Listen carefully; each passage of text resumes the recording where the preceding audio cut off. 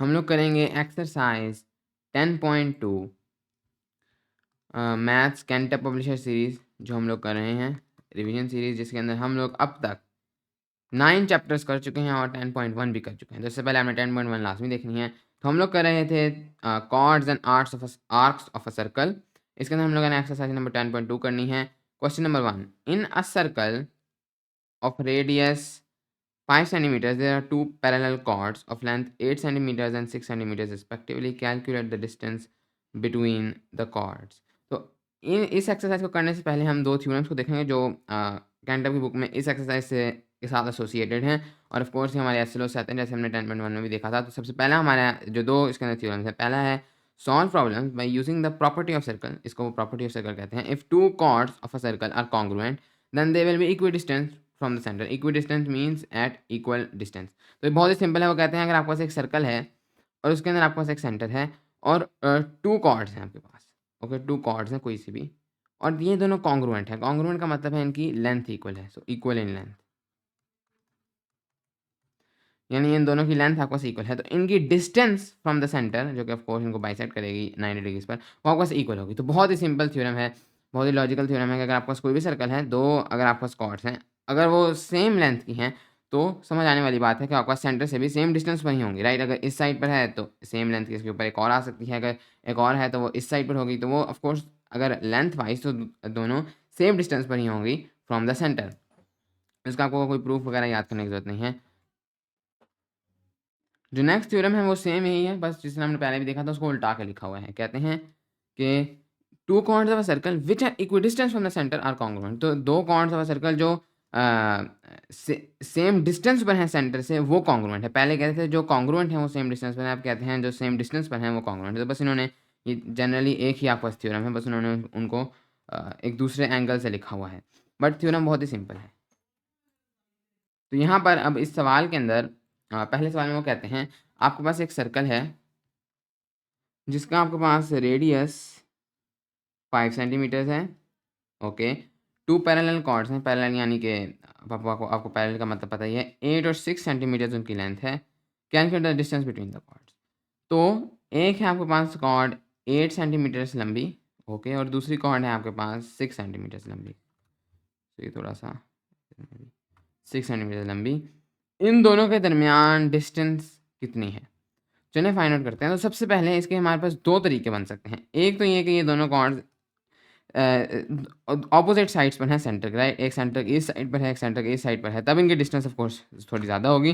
लेकिन अगर यही सेम कॉर्ड फॉर एग्जांपल 6 वाली इधर है, क्योंकि एक ही कॉर्ड आपके पास दोनों तरफ हो सकती है, क्योंकि हमें इस चीज़ में थ्योरम पढ़ा है कि अगर two chords equidistance from the centre हैं तो उनकी लेंथ भी सेम होगी। तो अगर ये वाली डिस्टेंस मैं इतनी ही डिस्टेंस उधर चला जाऊँ तो आपके पास वही सेम लेंथ की कॉर्ड आ जाएगी। तो अगर तो मैं उसी कॉर्ड को सेम साइड पर कर दूँ तो फिर वो लेंथ कम हो जाएगी। तो हमें जो अपनी लेंथ निकालनी होगी इन दोनों कॉर्ड्स के दरमियान, वो हमें इन्हीं दोनों तरीकों के मुताबिक निकालनी होगी। एक से हमारे पास ज़्यादा आएगी, एक से कम आएगी। तो फर्स्ट ऑफ ऑल हम लोग निकालेंगे when they are on opposite sides.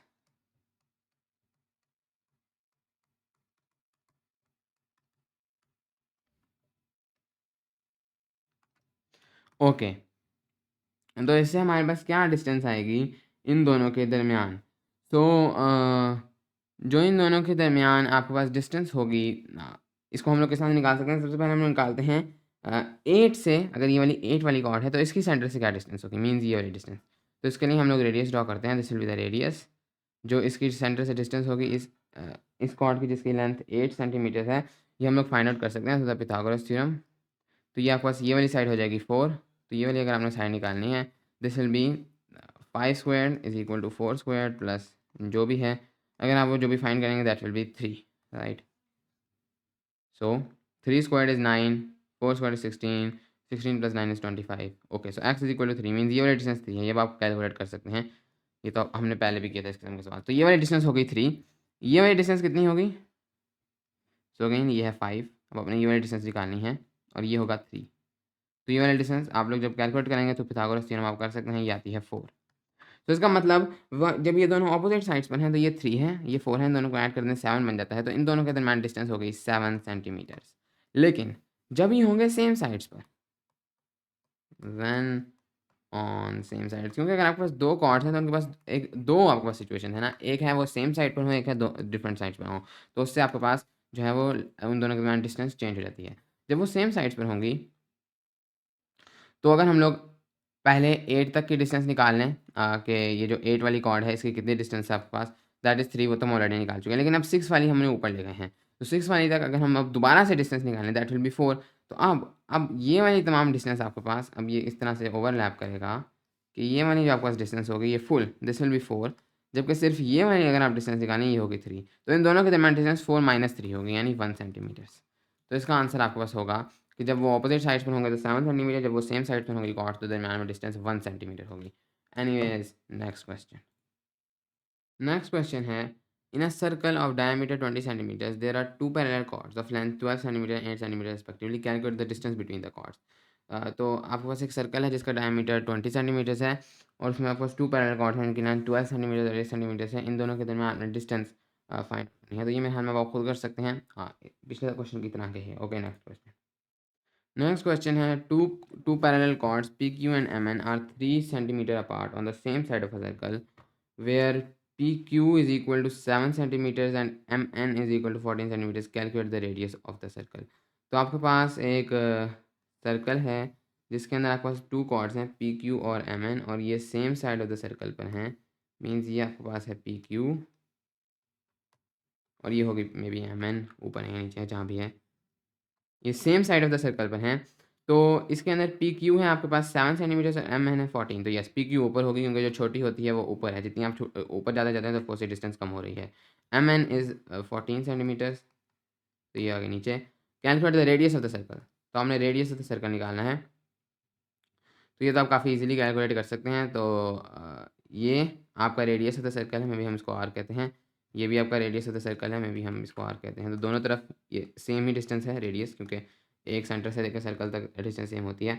अगर मैं इधर कर दूँ और फॉर एग्जाम्पल जो 14 एम एन की डिस्टेंस है फ्रॉम द सेंटर, मैं उसको कहता हूँ एक्स, और जो पी क्यू की डिस्टेंस है फ्रॉम द सेंटर मैं उसको कहता हूँ वाई। ओके, सो इसके बाद यहाँ पर उन्होंने हमें ये भी बताया है कि ये दोनों पी क्यू और एम एन है, ये 3 सेंटीमीटर अपार्ट है ऑन द सेम साइड से। तो मेरे पास एक इक्वेशन बनती है कि एक्स या चूँकि वाई बड़ी है तो y minus x is equal to 3 okay centimetres. इसके साथ साथ मेरी एक दूसरी इक्वेशन बन सकती है, अगर मैं 14 की सेंटर से डिस्टेंस निकालूँ तो वो अगर मैं यहाँ पर पिथागोरस थ्योरम निकालूँ, पिथागोरस थ्योरम लगाऊँ तो 14 का हाफ है 7, तो ये मेरे पास बन जाता है 7 square plus x square is equal to r square.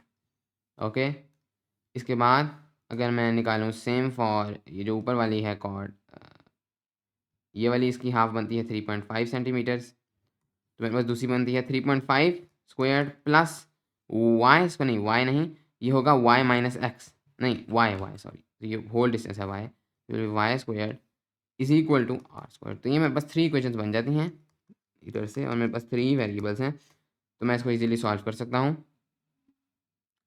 सो अगर इधर मैं फॉर एग्जांपल पहली वाली है, इसके अंदर से मैं लिख दूँ is equal to y is equal to 3 plus x, मैं भी यूनिट्स नहीं लिख रहा, तो ये हो जाएगा मेरे पास, वाई को मैंने इस फॉर्म में लिख दिया, मैं वाई को पुट कर देता हूँ इधर 3.5 स्क्वायर्ड का मतलब है 3.5 स्क्वायर अगर आप कैलकुलेटर में निकालें this is 12.25,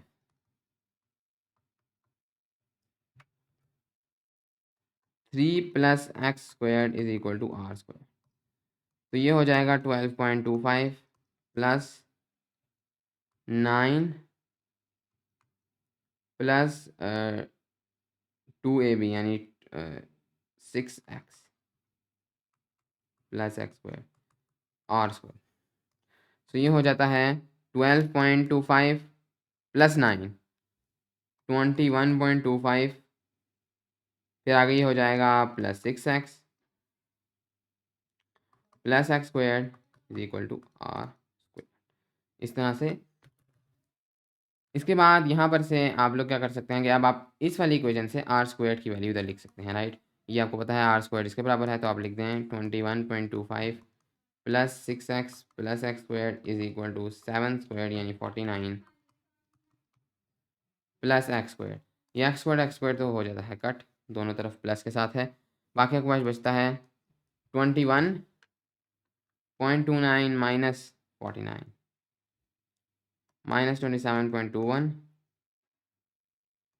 is equal to minus 6x. x will be minus 27.21 divided by minus 6. तो ये आता है तकरीबन 4.535. तो जो आपके पास डिस्टेंस है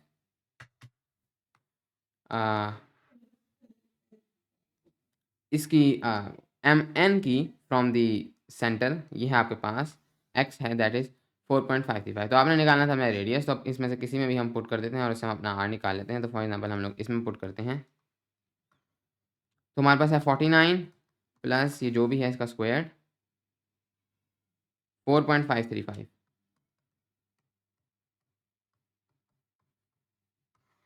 तो ये हो जाएगा 49 प्लस इसका अगर आप लोग स्क्वायर लें और इन दोनों को ऐड करें तो फाइनल आंसर आता है 69.566.